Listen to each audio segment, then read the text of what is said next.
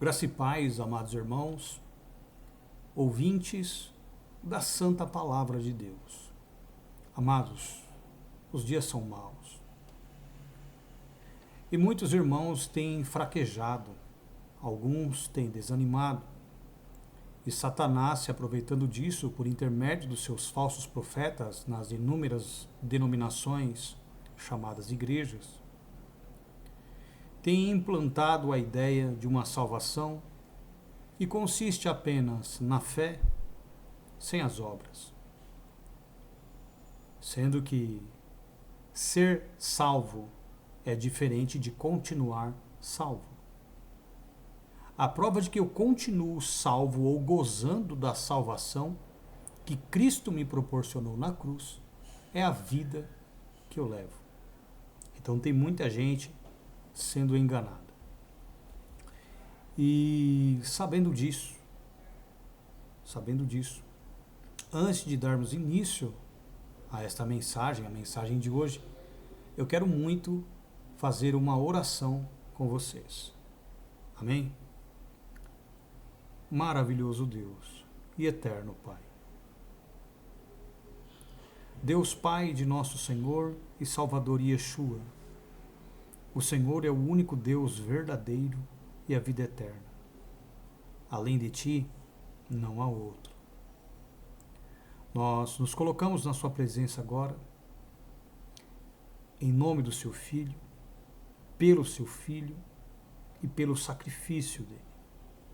Senhor Yeshua, Filho do Deus Pai Todo-Poderoso, nós pedimos nesse instante que o Senhor possa ouvir as nossas preces e interceder por nós ao Pai.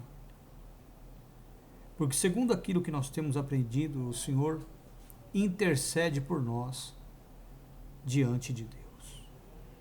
Estamos aqui reconhecendo as nossas falhas, o quanto somos limitados, o quanto somos fracos, o quanto somos vulneráveis, o quanto somos passivos de erros, de falhas, de pecados, de barbaridades, o quanto ainda somos imperfeitos, o quanto ainda somos abaláveis. Reconhecemos todos os nossos erros, pecados e falhas. Reconhecemos todo o nosso ato injusto, toda a nossa crueldade, todo o nosso egoísmo, toda a nossa vaidade e soberba, a qual, se assim orando de nós, nos impediu de enxergarmos os nossos erros.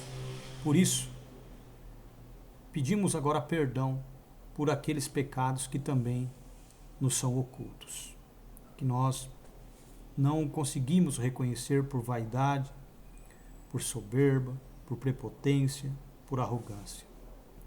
Peço nesse instante, ó Senhor Yeshua, que interceda por nós ao Pai, para que Ele possa ouvir as nossas preces e restaurar a nossa comunhão por intermédio do seu sacrifício naquela cruz. Senhor, temos entendido onde estão os nossos erros, à medida com que a Tua palavra nos esclarece, à medida com que a Tua lei nos aponta os erros, as falhas. Eu peço neste momento que o Senhor possa abrir o nosso entendimento, abrir os nossos corações. A oração que está sendo feita aqui, que pelo Espírito Santo de Deus, pelo qual o Senhor nos disse que nos daria todas as coisas, que por intermédio dele o Senhor coloque em nossos lábios a oração que fizeste enquanto vulnerável, o quanto em carne, o quanto falho encarnou e nessa carne morreu pela nossa em igualdade, a qual hoje nós estamos numa luta ferrenha, numa luta, num combate gigantesco para de alguma maneira subjugá-la. Que o Senhor possa colocar nos nossos lábios a prece pela qual o Pai te ouviu e te fortaleceu, as orações pelas quais o Senhor conseguiu subjugar a carne em que encarnou e vencê-la, cravando-a no Calvário, para dar libertação à carne em que nós estamos encarnados. Que o Senhor, pela tua misericórdia e compaixão, possa nos dar as orações, as informações, o sentimento, que o Senhor possa nos levar ao lamento, que nós possamos sentir a dor por todos os erros que cometemos, que nós possamos ter nojo de tudo aquilo que fizemos, que haja um arrependimento genuíno, um arrependimento comprovado através de obras que o dignifiquem, obras que sirvam de testemunho à nossa transformação. Que o Senhor possa nos ensinar o caminho da verdade, que pelo Espírito Santo as riquezas incomensuráveis de Deus possam ser pelo Senhor nos concedidas, para que possamos andar de maneira que, vivendo nessa terra, peregrinando aqui, dar bom testemunho de servos, de filhos, expressando o Pai assim como o Senhor o fez, vivendo assim como o Senhor viveu, sendo como o Senhor fora. Senhor, é muito complicado, o Senhor sabe, o Senhor compreende as nossas fraquezas e limitações. Habitar numa carne que todos os dias combate contra a nossa alma, nos coloca contra o seu Espírito Santo. E entendemos que com o nosso entendimento, nosso espírito, nós temos prazer na lei de Deus, no nosso homem interior, que é a nossa alma. Todavia, com o nosso corpo, a lei do pecado e da morte. E nós não queremos mais viver segundo a carne. Portanto, concede-nos, Senhor, santidade, justiça, torna-nos homens espirituais, torna-nos pessoas inabaláveis. Arranque do nosso coração toda mágoa e ressentimento por aquilo que fizemos a nós mesmos e também por aquilo que fizeram a nós. Que o Senhor possa nos ensinar a perdoar o nosso próximo e também nos perdoar daquilo que nós fizemos. Porque muitas vezes temos mais facilidade em perdoar a terceiros do que a nós mesmos. Eu não estou pedindo conformismo. Pelo contrário, pelo pecado, eu peço que o Senhor nos convença a ter nojo, a repudiá-lo, a ter vergonha do que fizemos, a sentir a dor e temor para nunca mais voltar a cometê-los. Todavia, ó Senhor, eu peço que o Senhor possa nos ensinar a ser conforme o desejo do seu coração, para que nunca mais, em momento algum, possamos voltar a ser e a fazer aquilo que nós fizemos. Que nós possamos, Senhor, nos arrepender de tudo aquilo que fizemos. Que nós possamos ter nojo do que fomos. Que nós possamos, Senhor, nos perdoar por tudo aquilo que nós fizemos, Senhor. Que nós possamos, porque muitas vezes nós te pedimos perdão e por conta da autocondenação, por conta do ajuizamento, por conta, às vezes, da falta de fé no seu perdão e na sua misericórdia, por inúmeras vezes as quais tropeçamos, ou pelo grau de gravidade que atribuímos ao nosso pecado, acabamos incrédulos, acreditando que o Senhor não nos daria nova chance, que o Senhor não nos perdoaria. E por isso, não nos perdoamos, achando que não somos dignos do seu perdão e que o Senhor não nos perdoaria, baseados naquilo que achamos de nós mesmos, por nos condenarmos. Que nós possamos entender que a sua misericórdia, que o seu amor, o seu perdão está muito além da nossa compreensão, do nosso julgamento e da nossa limitação. Que possamos todos ter o seu coração, para que à medida do seu perdão possamos perdoar a terceiros e nos perdoar também. E de maneira alguma nos envaidecermos, sermos presunçosos, de julgar que o seu amor se limita àquilo que nós achamos, ao grau de gravidade que atribuímos ao nosso pecado e ao pecado de terceiros. Que o Senhor nos ensine a sermos perdoadores, bondosos, misericordiosos, cheios de compaixão, bondade e justiça. Que nós possamos perdoar o nosso próximo como gostaríamos de ser perdoado, que nós possamos suportar o nosso próximo como o Senhor nos tem suportado e que possamos entender a profundidade, a intensidade do seu perdão, sabendo que não há pecado que o Senhor não perdoe, independente de quantas vezes tivermos pecado, independente de quantas vezes tivermos errado. O seu Filho serviu de sacrifício pelos nossos pecados, e não só pelos nossos, mas de todo o mundo que nele possa vir a crer e tenha crido. Que nós possamos entender que não há nada que nós façamos que possa impedir o seu perdão, que possa impedir a sua misericórdia e a sua compaixão, a não ser pecar contra o seu Espírito Santo. Isso nós não temos feito. Todavia, todos os outros tipos de pecado, além de sermos passivos de cometê-los, em algum momento alguém cometeu, em algum momento cometemos. E estamos aqui, Senhor, pedindo perdão por tudo aquilo que nós tenhamos feito. Em nome do Senhor Yeshua. Amém. Amém, meus amados irmãos. Amados irmãos, eu converso com inúmeras pessoas. Pessoas que cometeram todo tipo de pecado e, segundo o seu julgamento pessoal, o seu auto-julgamento, se veem indignas do sacrifício de Cristo e do perdão de Deus, ao ponto de dizer: eu pequei demais, o que eu fiz foi muito grave, eu acho que Deus não me perdoa. Ou se dizem imperdoáveis mediante aquilo que fizeram. O que eu quero dizer para você é que, independente daquilo que você tenha feito, independente daquilo que você tenha feito, aquilo que pareça mais hediondo, aquilo que pareça mais grave, aquilo que pareça mais sujo, mais pérfido, mais trevoso, mais perturbador, mais nojento, mais grave, aquilo que você julga ser algo que perturbaria o ouvido de qualquer pessoa despreparada, independente do que você tenha feito, da gravidade daquilo que você tenha feito, eu quero te dizer que o tamanho do seu pecado não reduz ou limita a intensidade, a profundidade e o poder que Deus tem de perdoar. Entenderam isso? Nunca julgue que aquilo que você tenha feito ou que terceiro tenha feito impeça ou limite o perdão de Deus. Não sendo um pecado contra o Espírito Santo, não há pecado que Deus não perdoe. O sangue do seu Filho na cruz cobre multidão de pecados, independente de quais eles sejam.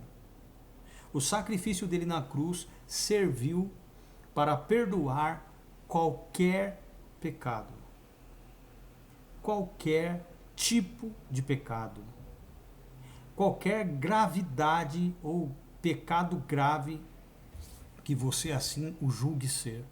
Não existe nenhum pecado que Deus não perdoe, exceto pecar contra o Espírito Santo. E pecar contra o Espírito Santo, para que você fique mais sossegado, é atribuir ao diabo um feito de Deus ou atribuir um feito de Deus ao diabo. E isso conscientemente. Tanto é que quando Cristo fala sobre o pecado que não tem perdão, que é pecar contra o Espírito Santo, ele fala isso com doutores da lei, mestres fariseus. Então ele deixa bem claro que aquele que pecasse contra o Filho de Deus teria perdão, mas aquele que pecasse contra o Espírito Santo de Deus, esse não teria perdão. Porque quando ele expulsava demônios, atribuíram o feito do exorcismo a Beelzebu, dizendo: ele expulsa senão por Beelzebu, o chefe dos demônios. E Cristo fala: qualquer pecado ao homem será perdoado, mas aquele que pecar contra o Espírito de Deus, esse não terá perdão, nem neste mundo e nem no porvir. Então, o que eu quero dizer aqui para você que está me ouvindo é que, independente do pecado que você tenha cometido, independente do grau de gravidade que você atribua a esse pecado, nunca seja presunçoso ao ponto de achar que Deus não é capaz, não é poderoso não tem a autoridade, nem poder, e nem a capacidade, nem o amor, nem a misericórdia e a compaixão de perdoá-lo. Deus é infinitamente maior do que o homem, e os julgamentos, segundo os seus olhos, estão muito além de nossa concepção.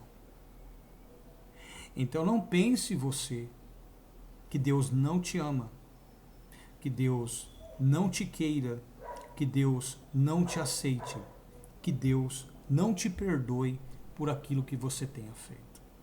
Sabemos que todo pecado tem uma consequência. Arquemos com a responsabilidade dessa consequência. Todavia, sabendo que o nosso Redentor vive e que por fim ele há de se manifestar. Lembrando que Deus nos perdoou os nossos pecados no sacrifício do seu Filho, nosso Redentor, e que não há pecado que ele não perdoe. Ok? O grande problema das pessoas hoje é achar que tenha coisas que Deus não perdoe. O que nós mais encontramos dentro da igreja hoje são pessoas condenadoras. Nós sabemos que para a comunhão há sempre uma limitação acerca de pecados, a qual Cristo ensinou. E aquele julgamento que Cristo ensina era o que deveria ser realizado pelo Sanhedrin, ou que nós conhecemos aí como Sinédrio. Então ele explicou como funciona o Sinédrio, que é baseado no Sinédrio de Deus, no julgamento de Deus, aonde uma situação é colocada em pauta, aonde 3 sentenças para exclusão devem ser determinadas, ou seja, 3 oportunidades para uma sentença final com a exclusão. E é sobre isso que nós falaremos hoje, sobre o perdão de Deus. E eu tenho certeza absoluta que essa mensagem irá mudar toda a sua ótica, toda a sua percepção. Essa mensagem vai mostrar o quanto você ainda é duro, o quanto você ainda é frio, o quanto lhe falta empatia, o quanto lhe falta de compaixão, misericórdia. Talvez essa mensagem venha te levar a correr e a pedir perdão, ou a perdoar com todo o seu coração. Bom, antes de mais nada, não deixe de dar o seu joinha, o seu like, não deixe de clicar no sininho para ser notificado de novos vídeos e também nos ajude compartilhando os vídeos do nosso canal nas suas redes sociais, seja ela Facebook, seja ela Instagram, você pode fazer inclusive cortes, né, desde que coloque embaixo dos seus cortes o endereço do nosso canal para que alguma pessoa possa acessá-lo e também avisá-la, olha, esse corte é do canal tal, você pode acessar esse canal, se inscrever nele, aí você coloca embaixo ali o nosso endereço do YouTube, né? A barrinha ali que essa pessoa ao clicar possa ser direcionada ao nosso canal, tá? Nós não proibimos aqui a edição, aprovando ou não aprovando, que você possa seguir esse método. Gostando ou não, você possa seguir esse método. Claro, se você tiver caráter e for justo. Se não, não tem problema também. É apenas mais um para a nossa lista. Ok? Amados, outra coisa também.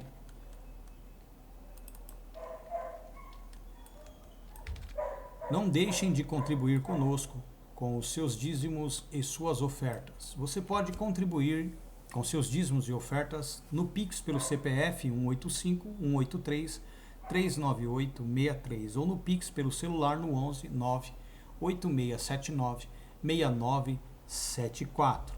Toda a sua ajuda será muito bem-vinda e pode ter certeza absoluta que Deus retribuirá à medida da sua caridade, à medida da sua bondade e da sua generosidade.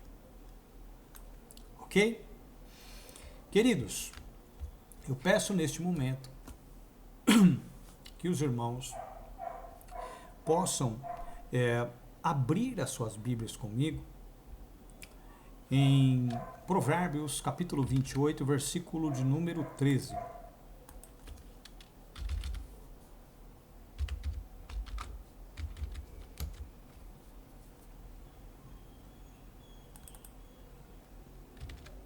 Provérbios 28, 13. A palavra do Senhor diz assim: o que encobre as suas transgressões nunca prosperará, mas aquele que as confessa, admite, e deixa, alcançará misericórdia. Vamos ler novamente, Provérbios 28, 13. O que encobre as suas transgressões nunca prosperará, mas aquele que as confessa, admite o seu erro e deixa, alcançará misericórdia. Vamos entender o que esse versículo nos ensina. De quem estaríamos nós encobrindo as nossas transgressões? De Deus? Absolutamente não. Ok? Absolutamente não. Mas ele diz: mas o que as confessa, admite e deixa, alcançará a misericórdia. O que é encobrir as suas transgressões? É fazer as coisas de maneira com que não venha a público. Pecar escondido.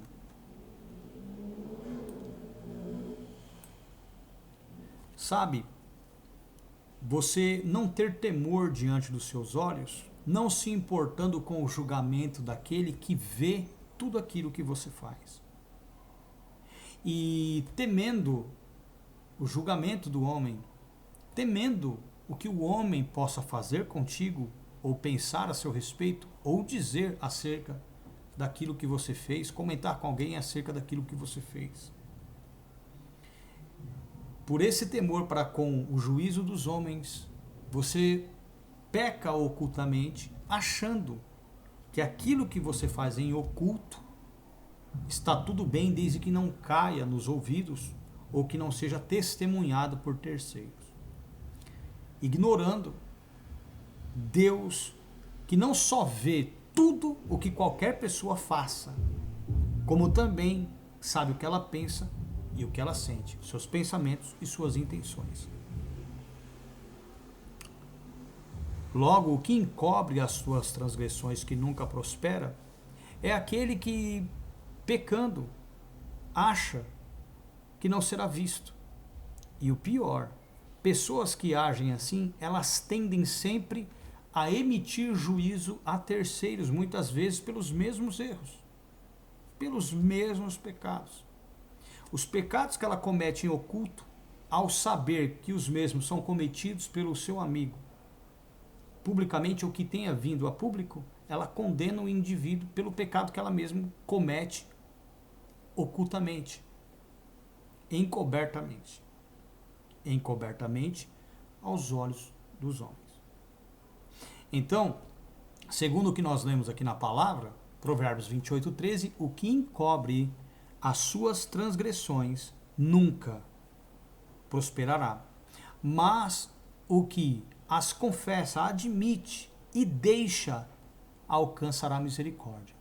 Então a misericórdia para Deus é para aquele que confessa, que admite o seu pecado e o deixa. Esse alcança a misericórdia de Deus. Ok? Agora, quanto ao que gosta de condenar, a coisa ela se encaixa numa situação um pouquinho diferente. Vamos ver isso. Acredito que seja Romanos 2. Deixa eu ver. É isso mesmo. Romanos capítulo 2, a partir do versículo de número 1. Diz assim: portanto, és inexcusável. Vamos ver na versão revista e atualizada.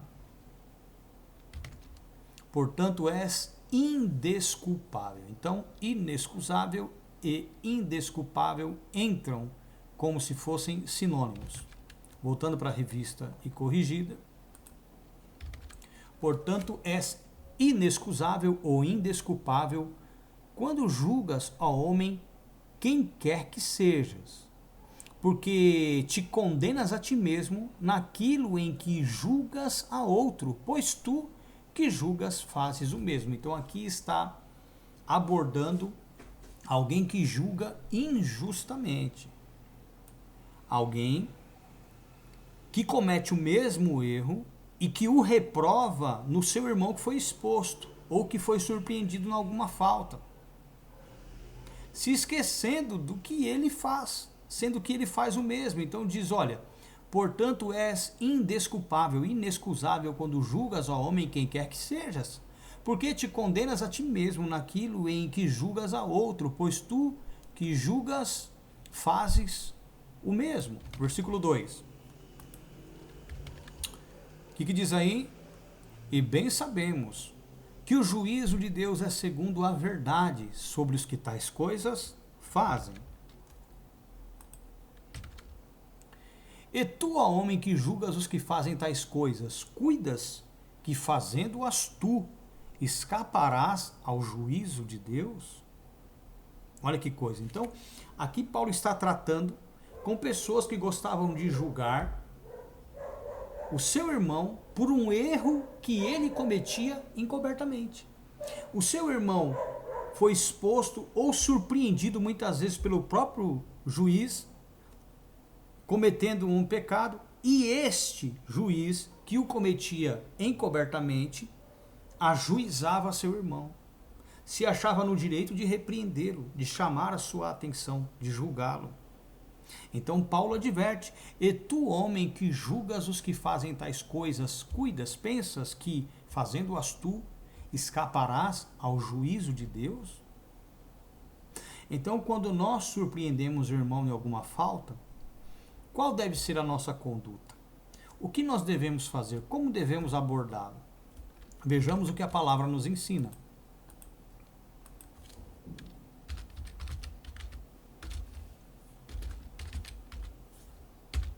Gálatas capítulo 6, versículo 1.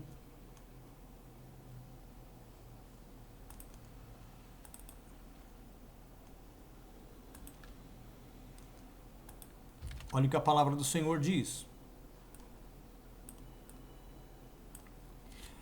Irmãos, se algum homem chegar a ser surpreendido em alguma ofensa, vós que sois o quê? Espirituais. Não vós que sois carnais, mas vós que sois o quê? Espirituais. Encaminhai o tal com espírito de mansidão, com entendimento de quem é manso, olhando por ti mesmo, olha só, para que não sejas também tentado. Olha que interessante isso. Irmãos, se algum homem chegar a ser surpreendido em alguma ofensa, vós que sois espirituais, encaminhai o tal, não o desencaminhai, não o desacredite, não tire dele a esperança, mas encaminhai o tal com espírito de mansidão, com entendimento de quem é manso, com toda cautela, com todo cuidado, persuadindo-o do seu erro, convencendo-o de suas falhas, da gravidade daquilo que tenha feito, sim, mas sempre lhe dando esperança. Irmãos, se algum irmão chegar a ser surpreendido em alguma ofensa, vós que sois espirituais, encaminhai o tal com espírito de mansidão, olhando por ti mesmo, ou seja, preocupado consigo mesmo, para que também não sejas o quê?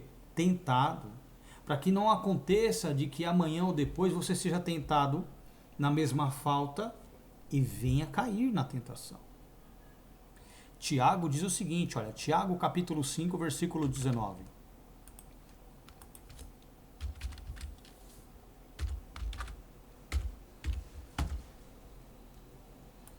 Olha só o que Tiago diz. Irmãos, se algum de entre vós se tem desviado da verdade, ou seja, se algum de entre vós, alguém que faça parte do grupo, alguém que está dentre vocês, se tem desviado da verdade, porque o desvio começa no entendimento. O desvio começa com o indivíduo na comunhão. Ele começa a perder a comunhão no entendimento, no espírito, pecando e estando ali. Ele está dentre os irmãos, dentre os santos, mas peca encobertamente, comete algum erro e muitas vezes é até surpreendido em alguma ofensa. Então o que Tiago peça? Irmãos, se algum dia entre vós se tem desviado da verdade, tem se distanciado da conduta de um crente, tem abandonado a prática das boas obras, a prática da palavra de Deus, se tem cometido pecado, abandonado a santidade, irmãos, se algum dia entre vós se tem desviado da verdade e alguém o converter, ou seja, convencê-lo do seu erro, fazer com que ele volte à prática das boas obras, à conduta de um santo. Versículo de número 20. Saiba, olha o que diz. Saiba que aquele que fizer converter do erro do seu caminho um pecador, salvará da morte uma alma e cobrirá uma multidão de pecados. Ou seja, independente dos erros que esse irmão tenha cometido, ele será o quê? Perdoado. Vamos ler novamente. Saiba que aquele que o fizer converter do erro do seu caminho um pecador, ou seja, alguém... Por que pecador? Porque o pecador é aquele que ganhou entendimento, mas transgrediu o entendimento que ele tinha. É aquele que sabe o que é certo, mas fez o que é errado. É aquele que sabe quais são os mandamentos de Deus e os transgride. Daí então, pecador, porque o pecado é a transgressão da lei. 1 João capítulo 3, versículo 4. Então o que ele está dizendo aqui? Ó? Saiba que aquele que fizer converter do erro do seu caminho um pecador, salvará da morte uma alma e cobrirá uma multidão de pecados. Cobrirá. Quem cobrirá? Aquele que converteu, que fez com que o irmão que estava se desviando, aquele que dentre a comunhão, dentre vós, que estava andando errado, o convenceu de seu erro, né? Do seu caminho errado, e salvou aquele pecador, fez com que uma multidão de pecados cometidos por ele fosse coberta, perdoada. Entenderam isso? Saiba que aquele que fizer converter do erro do seu caminho um pecador, o que é converter? Converter é fazer voltar, não é que o cara abraçaria a fé novamente, ele voltaria para a fé que ele já tinha abraçado, porque ele era um santo, um justo, e ele transgrediu os mandamentos, os quais que obedecendo lhe faziam santo. Então ele adotou a conduta de um pecador, de alguém que tem um entendimento, mas transgride aquilo que entende, aquilo que aprendeu, aquilo que foi instruído. Então converter é fazer com que o indivíduo volte à condição em que ele estava, ao estado que ele estava antes do pecado, antes de se desviar do caminho do entendimento. Então saiba que aquele que fizer converter do erro do seu caminho, então nós encontramos aqui dois caminhos, olha só, versículo 19. Irmãos, se algum de entre vós se tem desviado da verdade, do caminho da verdade, e alguém o converter, ou seja, o fizer voltar ao caminho da verdade, da onde ele tinha se desviado, o que diz aí? Saiba que aquele que fizer converter do erro do seu caminho, olha só, do erro que ele estava cometendo, porque qual é do erro do seu caminho? É quando o cara erra no caminho que ele está trilhando. Então ele pegou um sentido contrário, ele adotou outro caminho. Mas se alguém o converter, o fizer voltar para o caminho da verdade, saiba que aquele que o fizer converter do erro do seu caminho um pecador, ou seja, fazer com que ele volte a ser um justo, um santo, salvará da morte uma alma e cobrirá com essa atitude uma multidão de pecados cometidos por quem? Pelo pecador. Olha que coisa tremenda. Então tem muita gente que não sabe lidar com o pecado que um irmão comete e acaba colocando-o a perder. Quem é que age dessa maneira? Quem é que não tem misericórdia e compaixão? geralmente é alguém que vive na carne. Porque o que é espiritual, Paulo pede para que eles abordem o irmão surpreendido num pecado, numa falta. Vamos voltar lá para Gálatas capítulo 6:1. Olha só o que Paulo diz. Irmãos, o que diz aí? Se algum homem chegar a ser surpreendido em alguma ofensa, vós que sois o quê? Espirituais. Ele não pede para os carnais. Certo? Ele pede para quem? Para os espirituais. Que o encaminhai com espírito de mansidão. Não sendo duro com ele. Não sendo mau. Não sendo bruto. Não sendo agressivo. Entenderam? Geralmente pessoas que não têm compaixão, que não têm misericórdia, mediante o pecado cometido por um irmão, aqueles que não têm compaixão, que não têm bondade, são pessoas que estão no pecado. Quando você vê um pastor difamando o outro por um pecado que ele tenha cometido, ainda que aquilo que ele tenha feito, segundo a lei, seja algo grave, quando você vê esse tipo de pastor, né, suposto, condenando, difamando, expondo, assassinando a reputação, é porque esse cara é carnal. Ele comete os mesmos erros. Irmãos, o que nós temos que entender é o seguinte, presta atenção no que eu vou dizer para vocês. Segundo a palavra, aquele que comete adultério, ele é condenado. Só que segundo a interpretação de Cristo, que é a correta, que é a da consciência, se você olhar para uma mulher com intenção impura, você já adulterou com ela. Por isso que Deus julga os nossos pensamentos e as intenções do nosso coração. Ele nos perscruta. Ok? O Messias nos avalia pela nossa natureza, o que ela é passiva de cometer. Quando você tem essa percepção, você cria amadurecimento espiritual. E toda vez que você for lidar com o irmão acerca de um erro, você terá compaixão dele, olhando por ti mesmo, para que você também não seja tentado a cometer o mesmo erro. Então, geralmente, essas pessoas que emitem juízo, duas coisas podem estar acontecendo. Aliás, uma e a outra vai acontecer. A que pode estar acontecendo é quando o indivíduo se encontra na mesma condição. A diferença é que ele tem a vontade, mas ainda não executou. Ou esteja cometendo a mesma coisa encobertamente e quer pagar de puritano, de justo diante dos demais, oprimindo o irmão surpreendido numa falta. Mas algo que essencialmente acontecerá dependendo dessa abordagem é a tentação daquele que não teve misericórdia. Por isso que Paulo pede o seguinte, olha, irmãos, se algum homem chegar a ser surpreendido em alguma ofensa, vós, que sois o quê? Espirituais, encaminhai o tal com espírito de mansidão. Olhando, o que diz aí? Olhando por ti mesmo, para que não sejas também tentado. Tentado a quê? A cometer o mesmo erro. Por isso que pede a quem? Aos espirituais.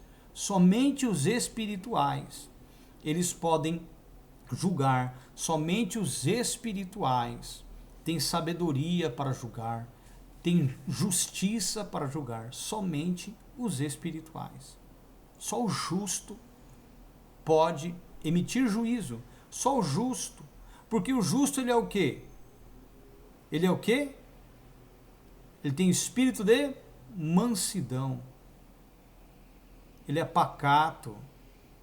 Ele olha por si mesmo. Ele é empático. Ele age para com o próximo como ele gostaria que agissem para consigo, caso fora surpreendido na mesma ofensa, diferente dos carnais. Olha o que Paulo ensina em 1 Coríntios capítulo 6. 1 Coríntios, capítulo 6, a partir do versículo 1. Olha o que Paulo diz.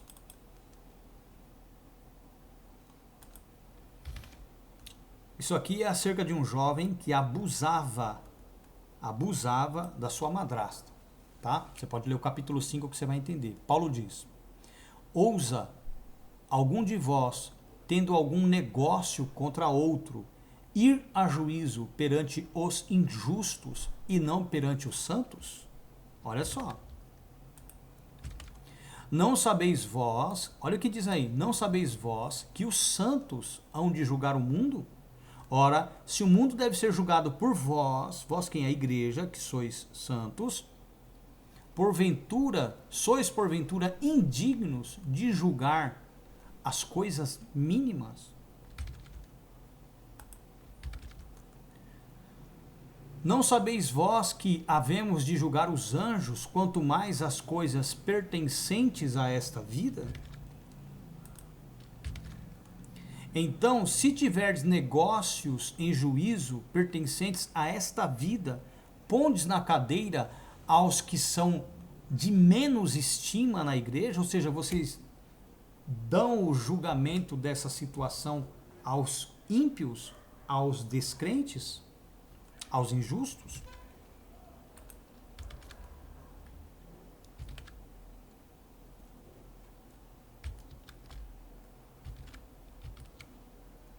Olha só o que ele diz aí.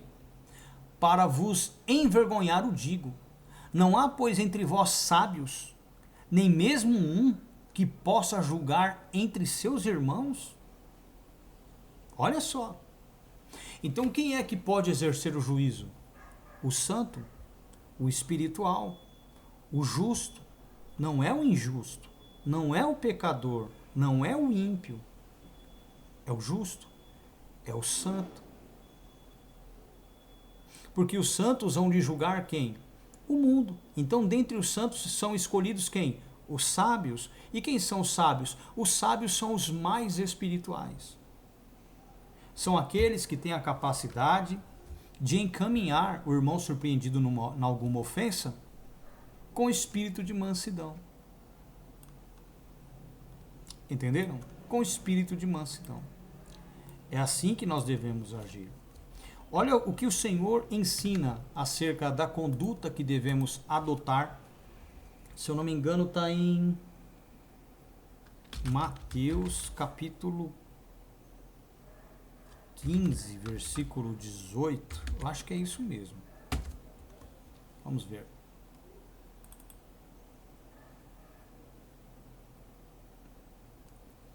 É o inverso. É Mateus 18, 15.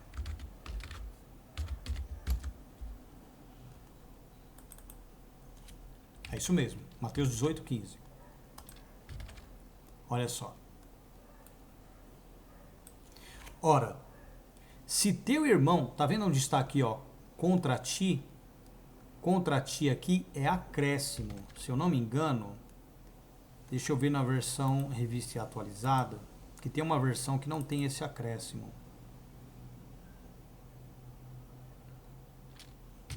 Só um instante, tá? Eu quero achar aqui a versão que não tenha este erro. Não é possível que não tenha. Ah, achei. Aqui, olha. É na João Ferreira atualizada, tá? Olha que tremendo. Graças a Deus que eu achei aqui, para vocês verem como são ruins, né, os acréscimos que eles colocam, né? Ora, se teu irmão pecar, não é contra você.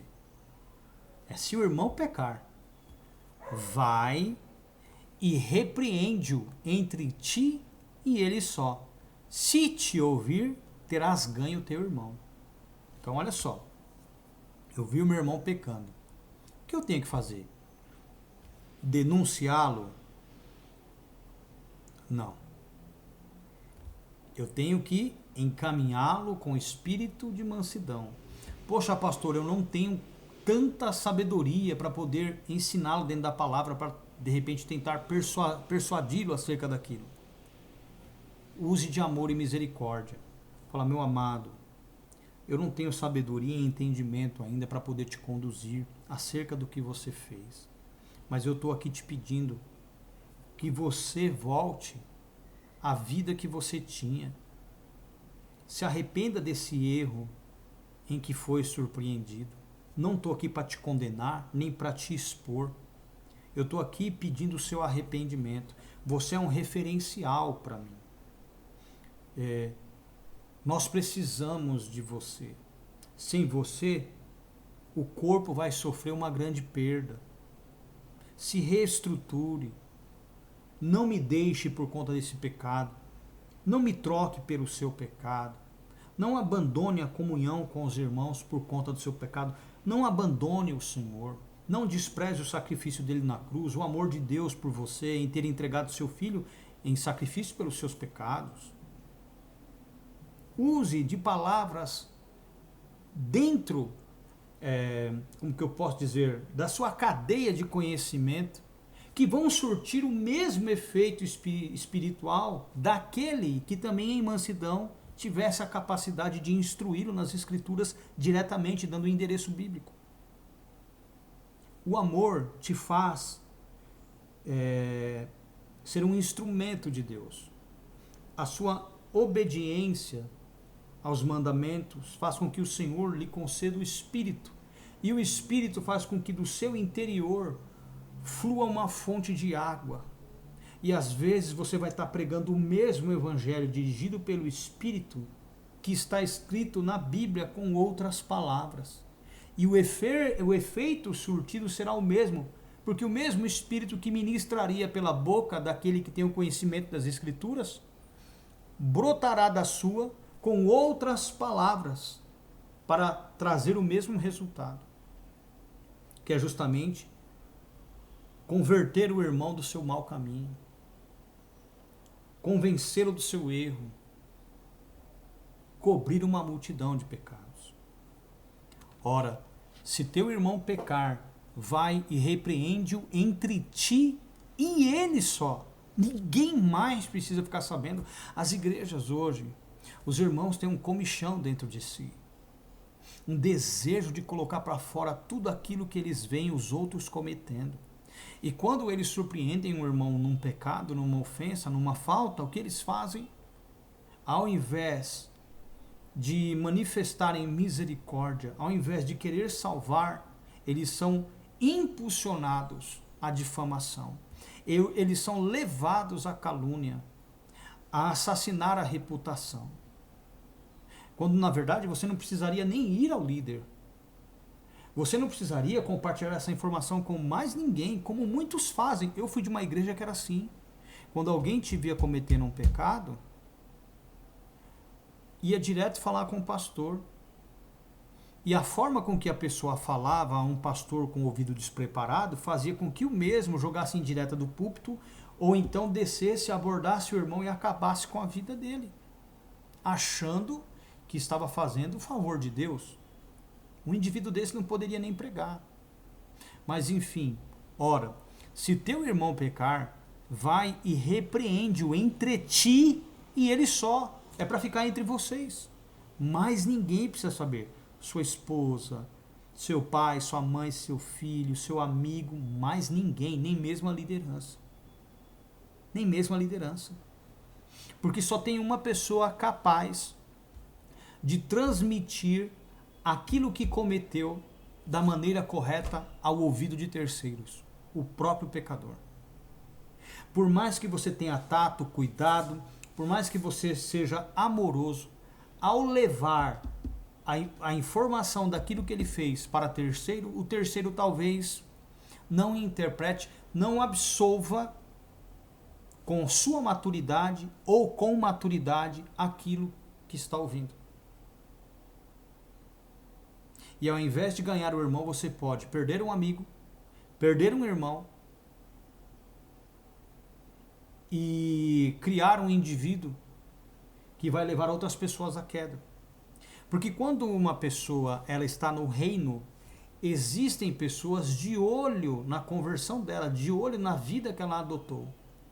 E se essas pessoas estão sendo direcionadas à esperança, se elas estão começando a acreditar que por conta daquele que elas admiram, elas também possam ser salvas, até por ter cometido erros menores ou iguais, sabendo ela que aquele que estava servindo de referencial como alguém que estava emergindo da poça de lamaçal em que ela está presa, sabendo ela da queda desse indivíduo, da falha desse indivíduo, ela perca a esperança e se afunde e se perca de uma vez.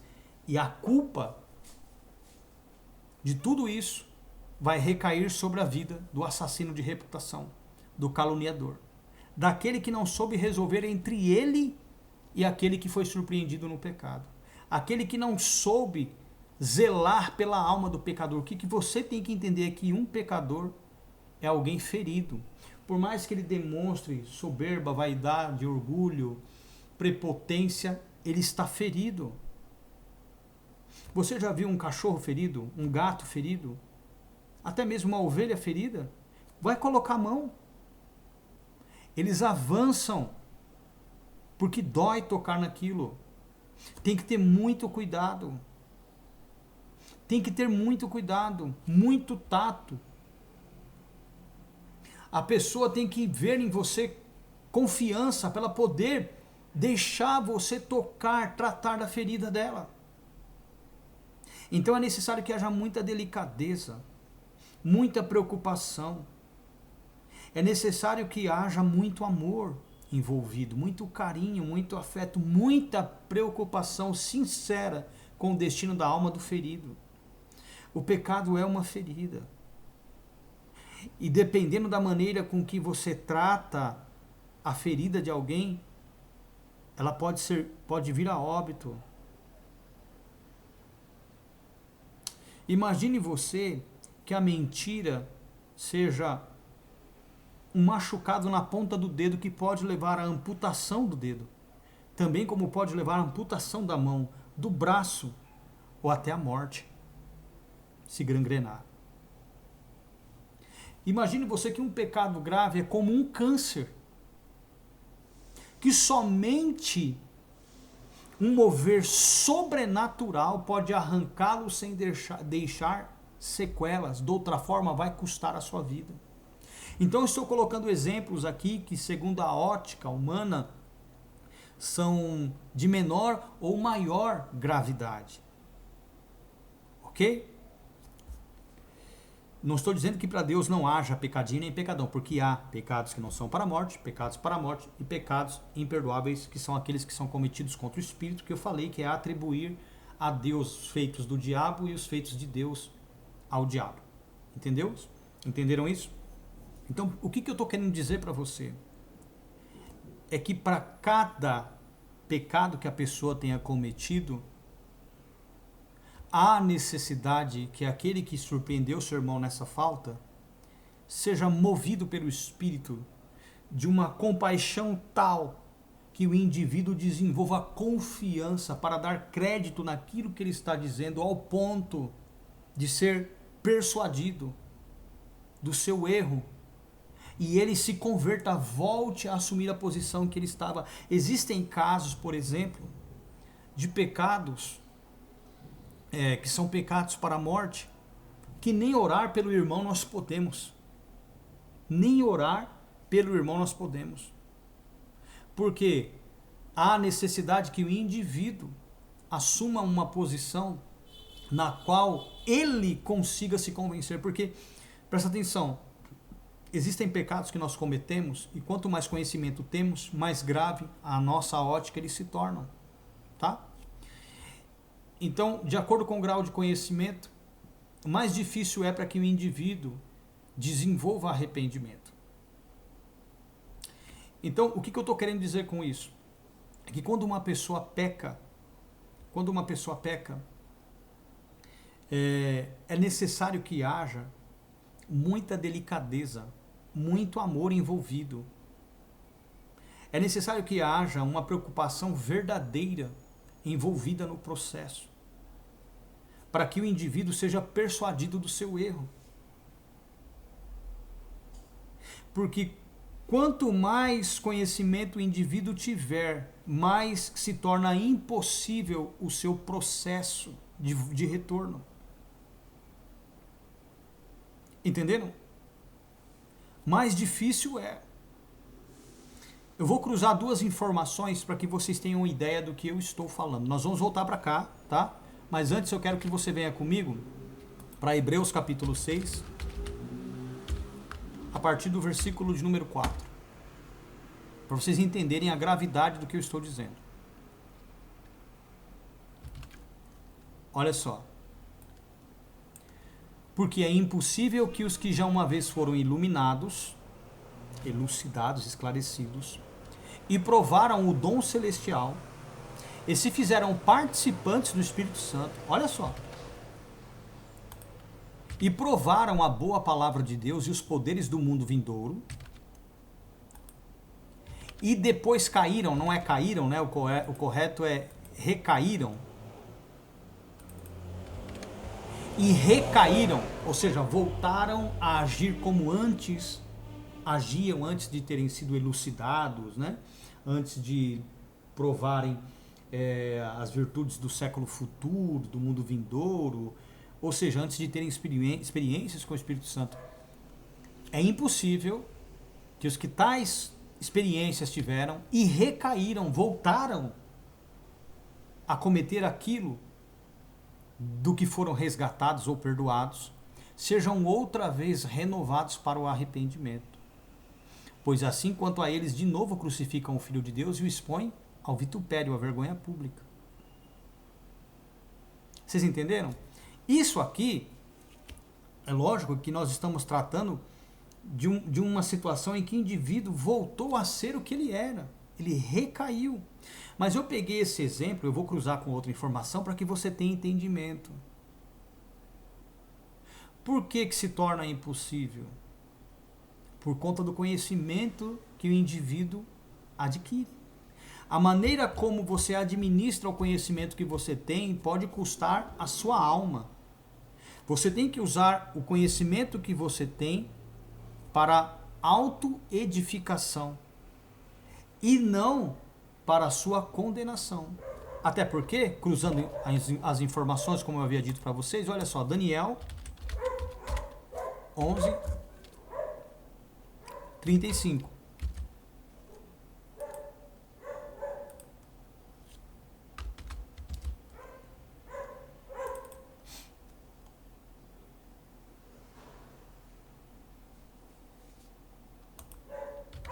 Olha o que diz aí. E alguns dos sábios cairão. Cairão. Veja bem, alguns dos sábios cairão. O que é cair? É voltar a ter o comportamento, a conduta que tinha antes de ter se convertido.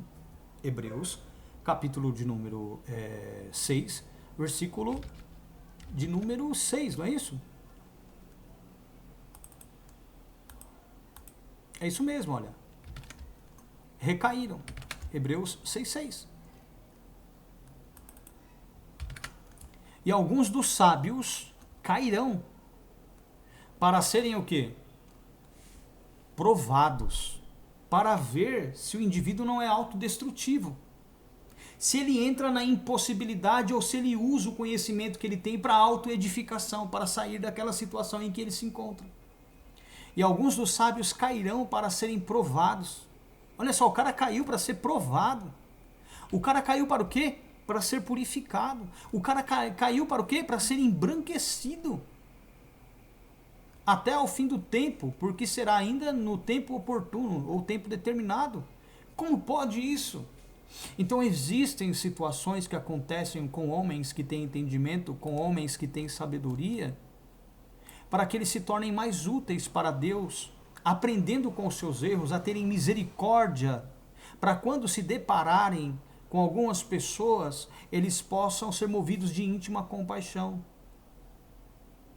Indivíduos que têm dificuldade de colocar, por mais sabedoria que tenham, tem dificuldade de lidar com a fragilidade do próximo, com a vulnerabilidade do próximo. Quando, na verdade, o que ele deveria fazer? Olha como que ele deveria agir. Lembra que nós lemos? Vamos lá, voltar para Mateus capítulo 18. Mateus capítulo de número 18, versículo 15. Ora, o que diz aí? Vamos ver. Ora, se teu irmão pecar, vai e repreende-o entre ti e ele só. Se te ouvir, terás ganho teu irmão. Olha a segunda chance. Mas se não te ouvir, aí sim, leva ainda contigo um ou dois, para que pela boca de 2 ou 3 testemunhas toda a palavra seja confirmada. Ou seja, essas pessoas sejam testemunhas do seu empenho em recuperar o seu irmão, em salvar o seu irmão. Versículo de número 17. Se o irmão recusar a ouvi-los também, dize-o a quem? A igreja.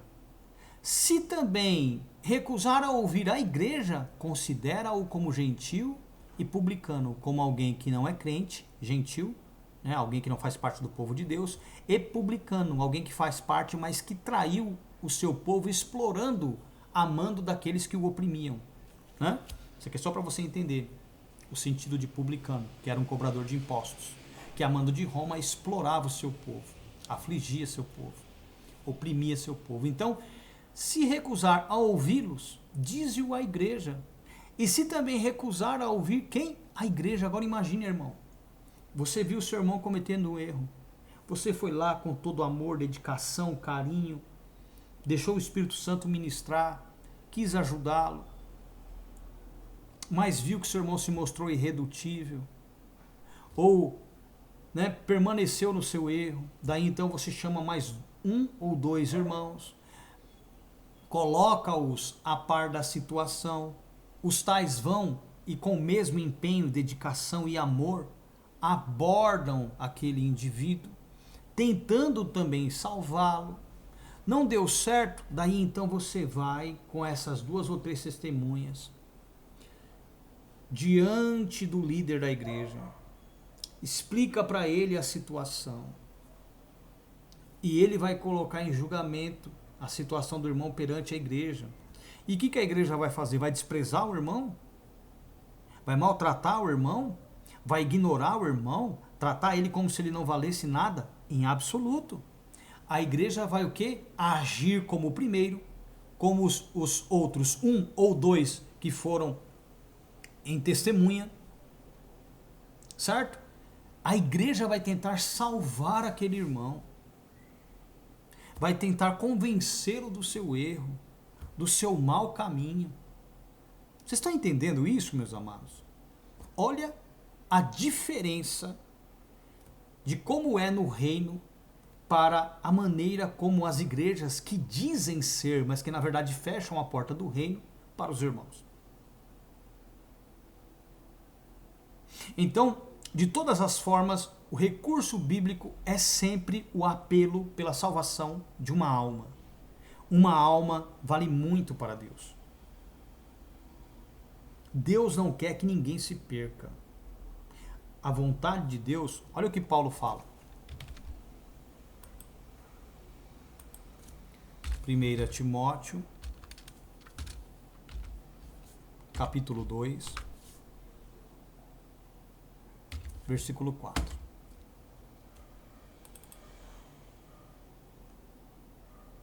Vamos ler desde o versículo 3. Que diz aí? Pois isto é bom e agradável diante de Deus, nosso Salvador. O que diz aí? Versículo 4. O qual deseja que todos os homens sejam salvos e cheguem, depois de salvos, ao pleno conhecimento da verdade. Quer dizer que o conhecimento é para quem? Os salvos. Ok? Para os salvos.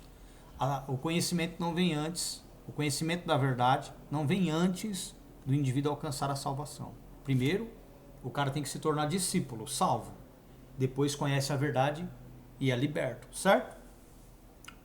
João, capítulo de número 8, 31 e 32, deixa isso muito claro. Então, Deus quer o quê? Que todos os homens sejam salvos e cheguem ao pleno conhecimento da verdade. Logo, nós que somos espirituais temos uma abordagem diferente. Eu estou dizendo isso aqui para que os irmãos aprendam a lidar consigo mesmos, no que diz respeito a não se autocondenarem. Por isso eu fiz o cruzamento de informação de Hebreus capítulo 6, a partir do 4, com Daniel capítulo 11, versículo 35. Vocês têm que entender isso. Certo? Por quê? Para que não aconteça de vocês terem recaído e se entregarem. Recair é uma vida, não é um momento.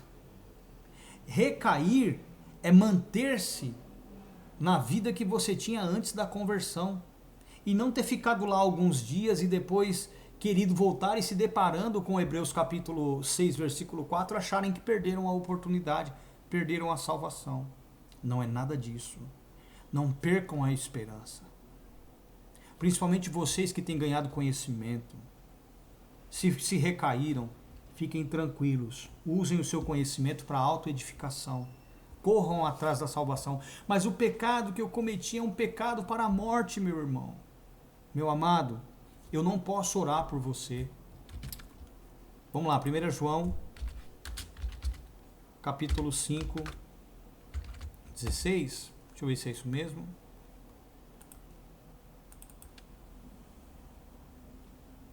É isso mesmo.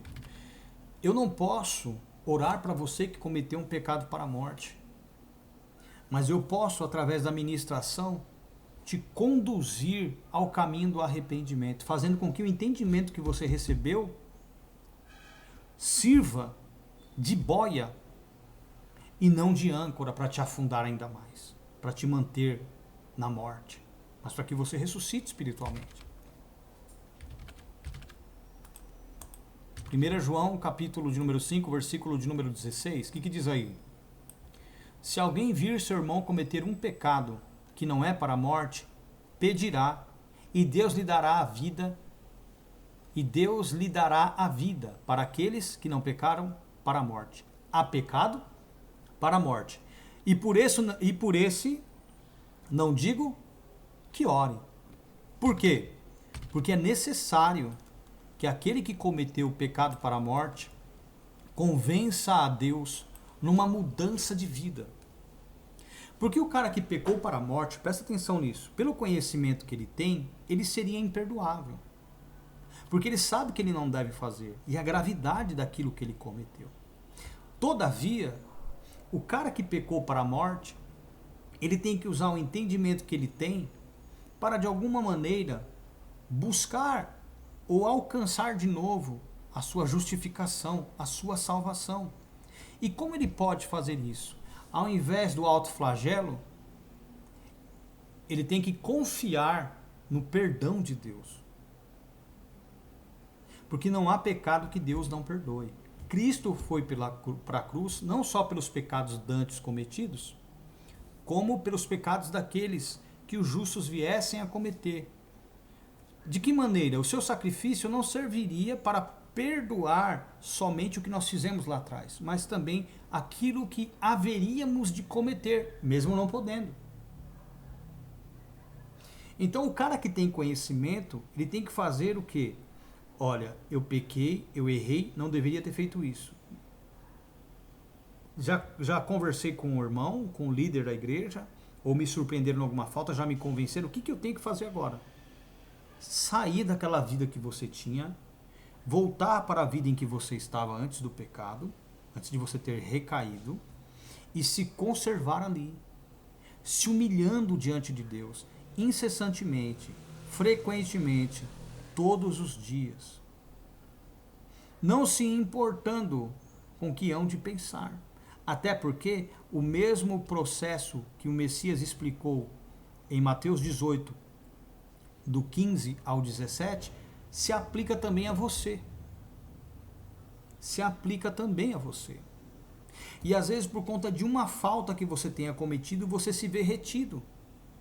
Quando, na verdade, não tendo sido surpreendido ainda por estar cometendo pecados encobertamente, você deveria buscar arrependimento, você e Deus, para que não acontecesse da sua vida ser exposta. E mesmo que exposto, você entraria naquele processo. Então siga aquele passo a passo, não contando com a abordagem de um irmão que te surpreendeu num erro. Não, mas sabendo que o Senhor, o Messias, está diante de Deus e intercede por você ao Pai. Você sabe, segundo João 9,31, que Deus não ouve a pecadores. Mas se o homem for fiel e justo a esse, ele ouve. Você não se encontra mais na condição de justiça por conta do seu pecado, todavia tem um justo diante do trono de Deus que intercede por você. Então rogue a Ele. Se dirija a Ele. Porque quando, por meio da intercessão dele, ele convencer Deus, você vai sentir sobre si o refrigério do perdão de Deus vindo sobre a sua vida. Porque o Messias, ele vai viver a interceder por você. Então não despreze a intercessão do Messias. E nem tampouco a misericórdia de Deus. Porque aquilo que você acha que não é digno de alcançar, o que talvez por conta da vida que adotou não consiga alcançar por Deus não ouvir a pecadores, o Filho dele, ao interceder, será ouvido, porque a ele Deus ouve. Ele é o mediador entre nós e Deus. E ele fará essa mediação. E com certeza, por sua perseverança na prática do bem, o seu pecado para a morte será perdoado e será atestado esse perdão pela conduta que você adotou. Então, mesmo sábio caído, a sua queda servirá para isso aqui. Daniel, capítulo 11, 35. Alguns dos entendidos ou dos sábios cairão para serem acrisolados. Vou colocar na versão revista e corrigida. Alguns dos sábios cairão para serem provados e purificados e embranquecidos até o fim do tempo, porque será ainda no tempo determinado. Então persista. Persista. Mesmo que você tenha entendimento, mesmo que sabendo que não deveria ter feito o que você fez, persista. Amados irmãos, o que mata o homem é o seu orgulho, a sua soberba, a sua presunção. Principalmente a presunção.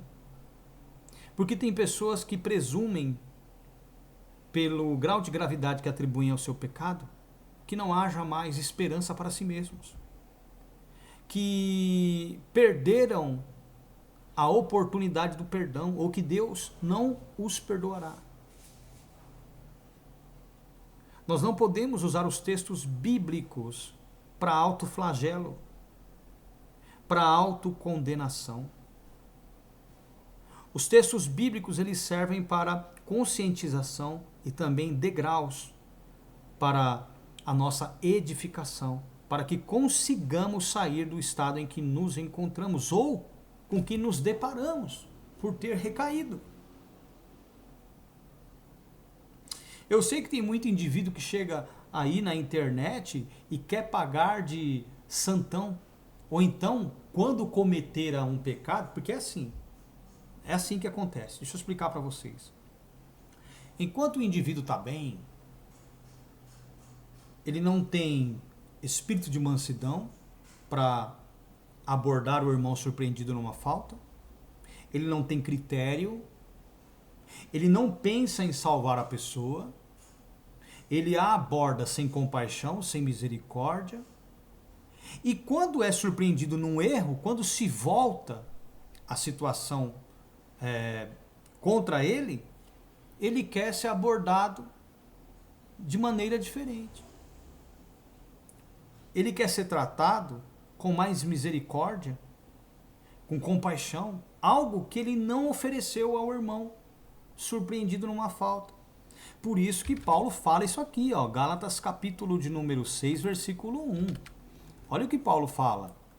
Irmãos, se algum irmão chegar a ser surpreendido numa ofensa, vós que sois espirituais, encaminhai o tal com espírito de mansidão, olhando por ti mesmo, para que não sejas também tentado. Esses ignorantes, né? Eles desprezam isso.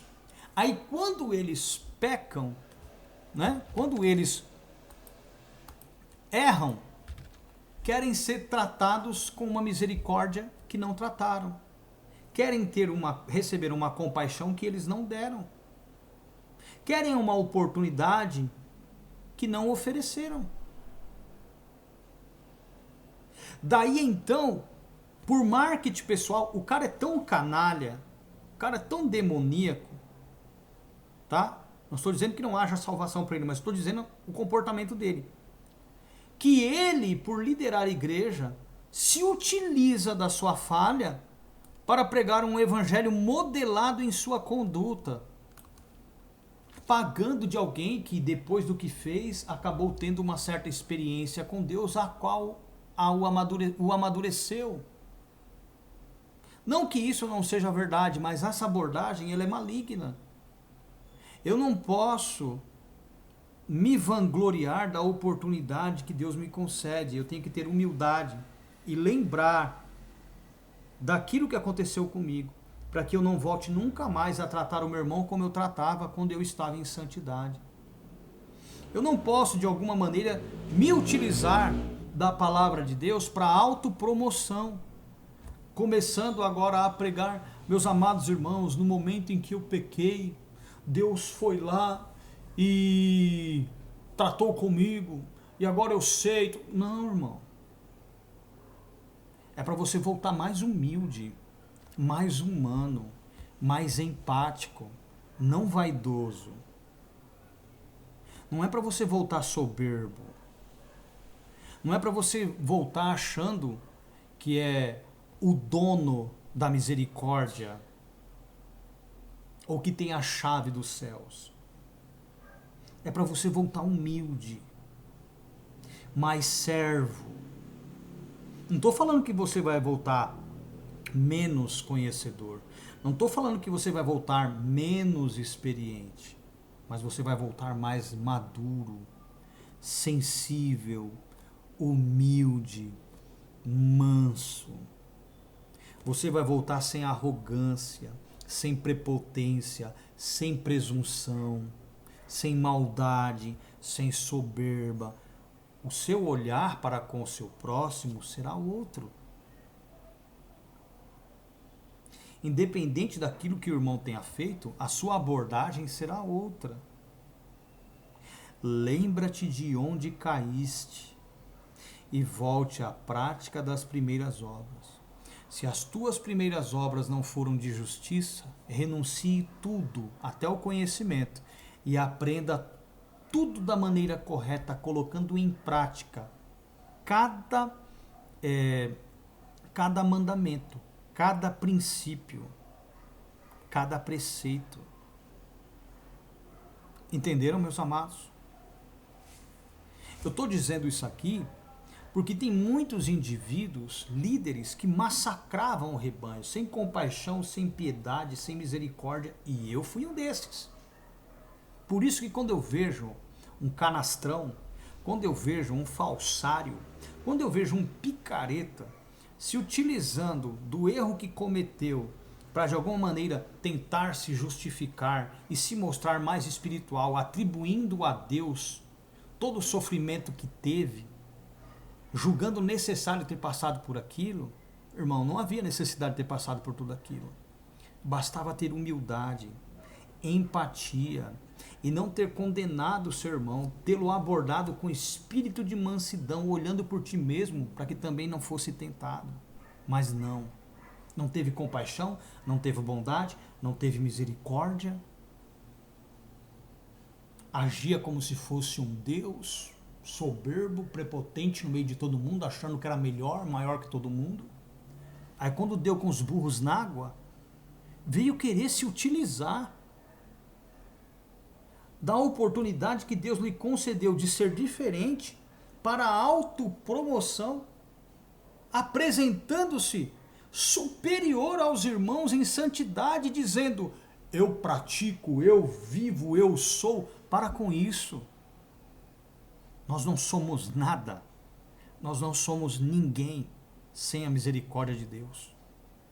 Se Deus se afasta um segundo, a morte se apodera de todos nós que temos invocado o seu nome.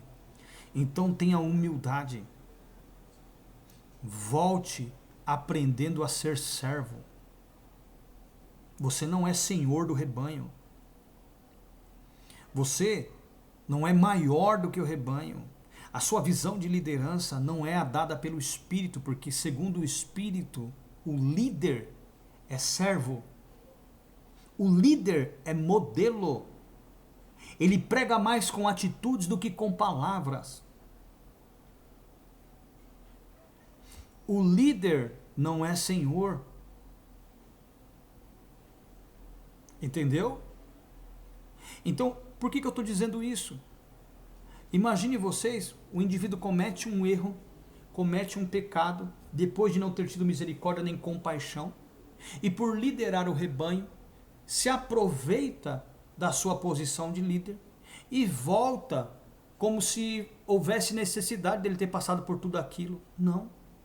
Graças a Deus que passou, aprenda a não ser como antes, beleza, mas não use isso como a bandeira do seu retorno, como se você tivesse a necessidade de passar por aquilo. Não, o rebanho tinha a necessidade que você passasse por aquilo. Você não precisava passar. Se você aplicasse aquilo que você cobrava do rebanho, você não teria passado por isso. E eu falo como alguém que já esteve dos dois lados, tanto o oprimido quanto o opressor. Mas eu não posso vir aqui e se utilizar daquilo que aconteceu comigo para de alguma maneira me colocar como superior, como alguém que teve a necessidade de passar por isso. Não, eu passei porque eu fui soberbo, porque eu fui prepotente, porque eu fui arrogante, porque eu fui presunçoso, porque eu não ouvi.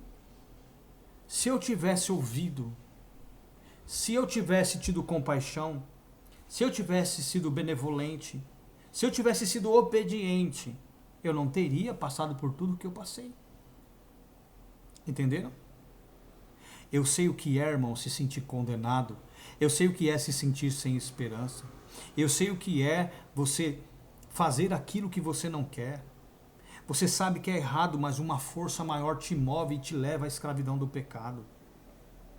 Sobrevém um mandamento e você morre. Eu sei muito bem o que é isso. Eu sei muito bem o que é isso. E tudo isso aconteceu porque eu fui um crente canalha, desobediente. Eu era soberbo. Quando estava em santidade, me achava superior às pessoas, melhor do que as pessoas.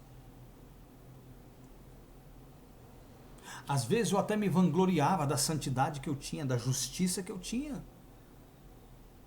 E eu achava que eu era alguma coisa. Eu não contava, eu não entendia que eu dependia da companhia de alguém. Quando esse alguém se afastou de mim, porque eu afastei o meu irmão dele por não ter tido misericórdia, e esse alguém que se afastou de mim foi o Espírito Santo, então a carne tomou conta, e eu caí, e cometi todos os pecados que os meus irmãos haviam cometido, e que eu não usei de misericórdia para com eles. Cometi todos, talvez até mais, ou piores do que eles. Me tornei uma criatura desprezível, mesmo depois de ser pastor e de ter todo o conhecimento e todo o entendimento e toda a experiência, mais de 9 arrebatamentos, de ter visto o Senhor face a face, mesmo de ter ouvido e visto coisas tremendas. O sabichão, o sábio de Deus, aquele que o Senhor levantou para cuidar do rebanho, que massacrou o rebanho, deu com os burros na água e sentiu na pele o ataque de todas as potestades que levaram os irmãos à queda pelo juízo que eu emiti. Tudo aquilo se voltou contra mim. Me tentou e me derrubou. Por isso que eu estou falando para os irmãos aqui como quem tem experiência. Não sejam vaidosos. Tenham misericórdia, irmãos. Uma misericórdia para com o seu irmão, para com os erros que o seu irmão cometa, seja contra você ou contra outra pessoa, ou surpreendido em algo que você julgue mais hediondo, mais sujo, mais imundo, lembre-se de uma coisa: não há pecado que Deus não perdoe. E se você é filho de Deus e tem realmente o Espírito dele, você tem que perdoar como ele perdoou. Você tem que ter a misericórdia que ele teve para contigo. Você tem que ser bom, você tem que ser misericordioso, você tem que ser pacífico, você tem que suportar, lutando contra o seu ego, contra a sua vaidade, contra tudo aquilo que na sua mente você julga imundo, sujo, podre, aquela criatura que está dentro de você, você vai ser tentado a atribuir a ela as características de Satanás, você vai querer ofendê-la, você vai querer falar dela para alguém, e o diabo vai ficar, calunia, difama, não perdoa, não suporta, não tem compaixão, o cara estuprou, o cara matou, o cara mentiu, o cara enganou, o cara roubou, a mulher se deitou com 4, 5 caras, o cara foi gay. Irmão, não emita juízo, não permita. Dentro de você mesmo fica o Espírito Santo, tem misericórdia, tem compaixão, Senhor. Eu perdoo, sempre diga: eu perdoo, eu perdoo, eu perdoo, eu perdoo. Nós estamos aqui para sermos filhos de Deus e representá-lo através das nossas ações, provar para a humanidade que temos ele pelo Espírito, pelo nosso comportamento. Nós somos identificados filhos de Deus pelas mesmas obras. Pelas mesmas obras. Vocês já ouviram essa mensagem? Inúmeras vezes eu preguei ou citei essas situações dentro de outras mensagens que atribuíam o assunto. Meus amados, tenham compaixão. Minha mulher me traiu. Eu posso divorciar? Se você julga ser incapaz de continuar convivendo com ela por aquilo que ela fez, porque é imundície, perdoe-a e diga para ela: olha, eu não consigo mais conviver com você por aquilo que você fez, mas eu te perdoo pela traição, eu te perdoo pela infidelidade, eu quero você como amiga, eu quero você como irmã, mas o nosso casamento acabou. Eu não consigo conviver com isso, isso pode me atrapalhar no meu relacionamento com Deus. E com certeza, eu ferido, vou te ferir, vou te magoar, vou te decepcionar, te causarei danos talvez até piores do que você causou a mim. Eu não quero isso. Entenderam? Diga para ela: olha, se for da vontade de Deus, nós voltaremos. Mas agora, perante a palavra, eu posso me divorciar. Mas não quero que você se perca, porque a misericórdia de Deus é sobre a sua vida e tal. Porque às vezes a mulher traiu porque não estava dando mais certo, por uma escolha errada que ambos fizeram. Não emita juízo, perdoe-a. Perdoar não é conviver junto, ou pelo menos debaixo do mesmo teto. Mas você pode desenvolver um relacionamento que você viva como irmão, como amigo, cada um na sua casa, convivendo na mesma igreja, de boa. Não diga para ninguém o que ela cometeu. Não fale para ninguém o que ela cometeu. E se você for questionado por um pastor acerca do porquê do seu divórcio, use as palavras de Moisés: eu achei nela coisa feia e quero o divórcio. Nós não nos damos mais bem, foi uma escolha errada. Temos filhos, temos família, temos bens. Repartamos, nos responsabilizemos por tudo, mas que cada um possa seguir a sua vida e receber de Deus aquilo segundo a vontade dele, para que haja felicidade. Mas se todavia você já tem um coração preparado e consegue perdoar, irmão, perdoa. Você que adulterou, se você realmente está arrependido e tem a plena convicção de que nunca mais vai voltar a cometer, que realmente ama o seu cônjuge, aceite o perdão, se humilhe. Se humilhe. Talvez haja necessidade de que aconteça a separação para que haja o tratamento daquele que pecou. Sim, e persevere, aceite o tratamento, suporte as aflições devidas ao pecado que você cometeu e restaure o casamento de vocês. De uma forma ou de outra, você tem que perdoar sempre. Nem sempre as consequências são as mesmas. Nem sempre os resultados são os mesmos. Nem sempre serão positivos. Mas o que importa é que não hajam mágoas, ressentimentos. O que importa é que haja o perdão, a misericórdia, a compaixão. Isso é o que importa. Então não emita juízo para o seu irmão estando você ajuizado. Não faça isso. Busque ser espiritual. Busque sempre agir com misericórdia. Busque ter compaixão. Sempre. Olha só o que Tiago ensina.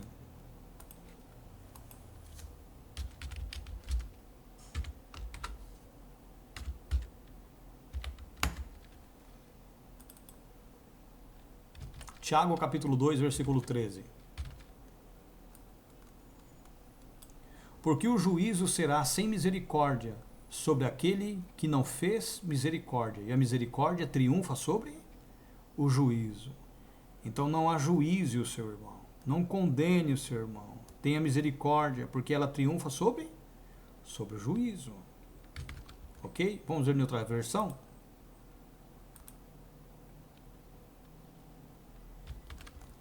Porque o juízo é sem misericórdia para aquele que não usou de misericórdia. A misericórdia triunfa sobre o juízo. Então você tem que ter o quê? Misericórdia. Você tem que ter o quê? Compaixão.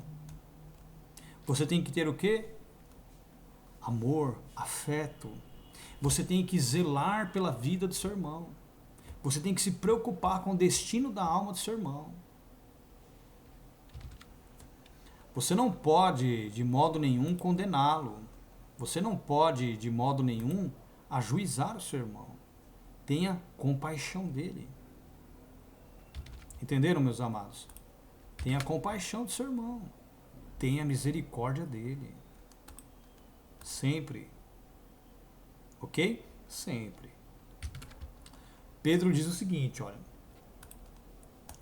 Eu acredito que seja a 1 Pedro... Deixa eu ver se é 3:8 ou é 4:8. Eu acho que é 4:8. Deixa eu ver.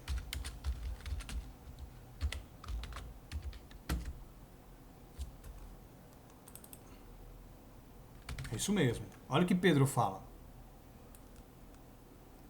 Acima de tudo, porém, tende amor intenso uns para com os outros, porque o amor cobre, não expõe, não joga no ventilador, não fala para todo mundo. Acima de tudo, porém, tende amor intenso uns para com os outros, porque o amor cobre multidão de pecados. Na versão revista e corrigida,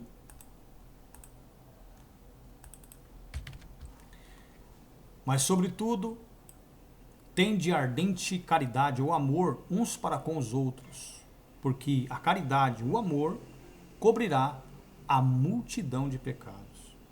É assim que nós devemos viver. Se a pessoa diz que ama como Deus, também deve andar como ele andou. Também deve agir como ele age. Entenderam? Você tem que ter o perdão, a misericórdia, a compaixão, a bondade de Deus. Para você ser perfeito como ele. Você quer ter a perfeição de Deus? Você quer ser um filho de Deus? É assim que você tem que agir. Olha só. Mateus,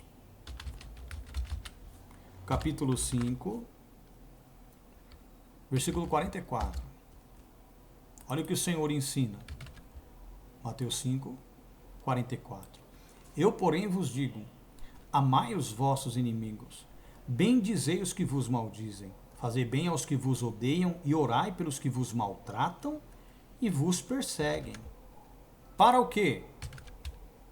Para que sejais filhos do Pai que está nos céus, porque ele faz que o seu sol se levante sobre maus e bons e a sua chuva desça sobre justos e injustos.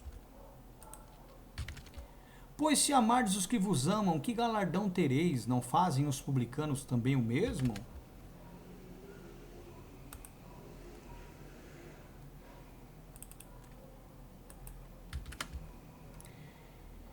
E se saudardes somente os vossos irmãos, que fazeis demais? Não fazem os gentios também o mesmo? Sede vós, pois, perfeitos, como é perfeito o vosso Pai que está nos céus.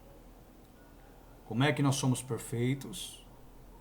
Quando nós amamos o nosso próximo como Deus.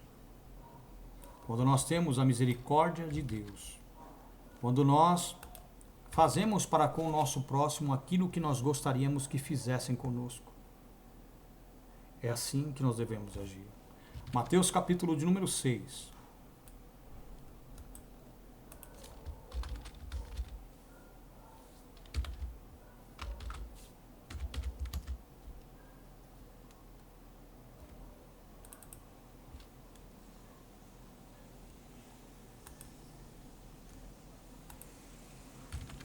Olha só, versículo de número 12. O que o Messias disse quando ele ensinou a oração modelo, né? A oração modelo é daquela da onde desenvolveríamos, com base nela, a nossa própria oração. Perdoa-nos as nossas dívidas, assim como nós temos perdoado aos nossos devedores. E não nos deixes entrar em tentação. O que diz aí?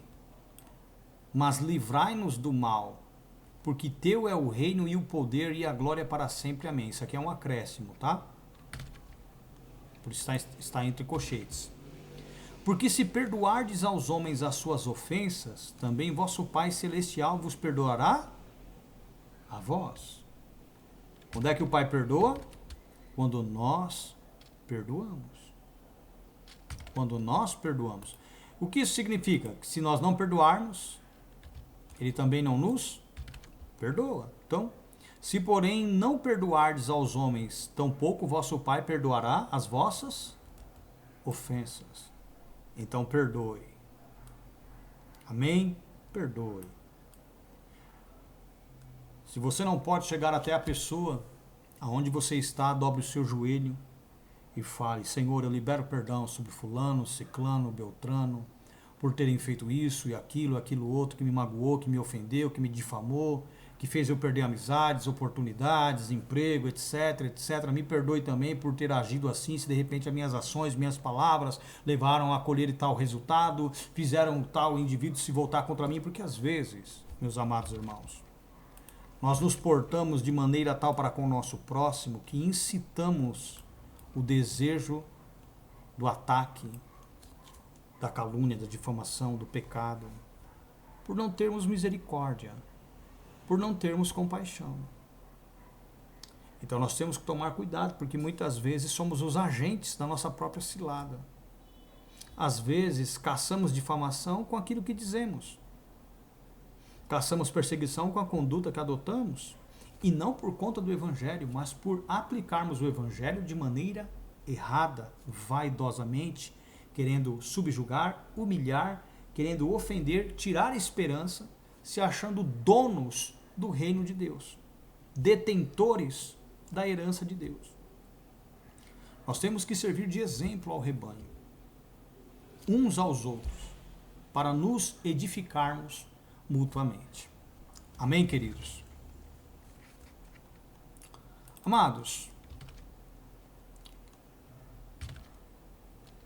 chegamos ao fim de mais uma mensagem e novamente eu venho pedir para que você deixe o seu like, o seu joinha, que você também possa fazer um comentário, clicar no sininho para ser notificado de novos vídeos, de novas pregações, que você possa também contribuir conosco com os seus dízimos e com as suas ofertas. Você pode contribuir com o seu dízimo e sua oferta no CPF no 185-183-398-63 ou pelo seu Pix no celular no 11-98679-6974. Toda a vossa colaboração será muito bem-vinda e Deus te abençoará poderosamente. Então, não roube a Deus, não seja desonesto para com Deus, porque Deus não tem sido para com você e Ele tem te ajudado em todas as suas necessidades. Então não deixem de partilhar aquilo que vocês têm com aqueles que te ensinam, como Paulo diz em Gálatas capítulo 6, versículo de número 6. Lembrai-vos dos vossos líderes e cuidem deles como membros da sua família, suprindo-os em todas as suas necessidades, e você pode ter certeza que Deus lhe dará a retribuição de tudo aquilo que você tem feito pelo servo dele, tá bom? Deus abençoe todos vocês e que o Espírito Santo possa conduzi-los no caminho da verdade. E eu quero terminar essa pregação orando por você. Soberano, eterno e bendito Deus, Pai de nosso Senhor e Salvador Yeshua, Senhor Yeshua, o Messias bendito que na cruz morreu pelos nossos pecados. Diante de Ti eu coloco esta mensagem, eu coloco a minha vida, a vida de todos os líderes, aqueles que foram vítimas de suas próprias palavras, como aqueles que também foram assassinados em sua reputação pelos perseguidores, por pessoas que não têm o Espírito Santo. Que o Senhor possa levantar os caídos, os oprimidos, as pessoas que se encontram em pecados, falhas, pessoas que se julgam sem esperança, por não terem a revelação ou o entendimento adequado da sua palavra. Que o Senhor possa nos conduzir a um arrependimento tal, que sejamos tomados de tal maneira por um arrependimento que tenhamos nojo de tudo aquilo que fizemos, de todos os pecados que cometemos, de todas as atitudes que nos levaram ao pecado por falta de compaixão, bondade, justiça e misericórdia. Que o Senhor possa nos levantar dos erros, das falhas, que o Senhor possa nos dar esperança. Aqueles que pecaram para a morte, aqueles que pecaram pecados que não são para a morte possam receber a nossa oração, assim como os que pecaram para a morte possam ter a oportunidade, mudando de conduta, de terem suas vidas restauradas, e isso seja atestado com a sua vida, com a sua conduta. Que nós possamos nos preocupar com aquilo que fazemos quando estamos sós, lembrando que nada está oculto aos seus olhos, que venhamos a entender que o Senhor é real, que o Senhor existe, e que, ao contrário dos homens que estão limitados ao nosso querer ou não, à nossa preocupação ou não, ao nosso cuidado ou não de ter a nossa vida exposta, o Senhor vê tudo aquilo que fazemos. Que o Senhor possa nos proteger de exposições devidas ao nosso comportamento irresponsável e pecaminoso, fazendo com que adotemos a conduta de crentes, contando com o seu juízo que a todos vê, e mais preocupados com o destino que o Senhor possa nos dar do que através da exposição, com a perseguição e as palavras daqueles que nos julgam.